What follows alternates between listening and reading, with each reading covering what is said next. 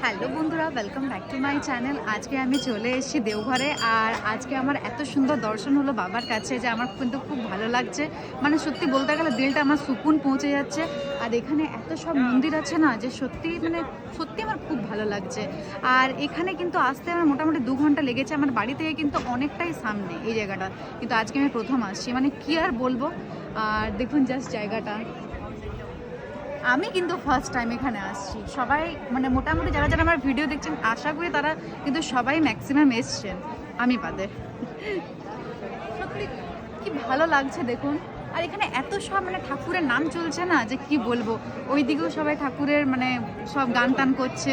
তারপর যখন লাইনে ছিলাম তখনও সবাই গান টান করছিল, হেব্বি লাগছিল কিন্তু।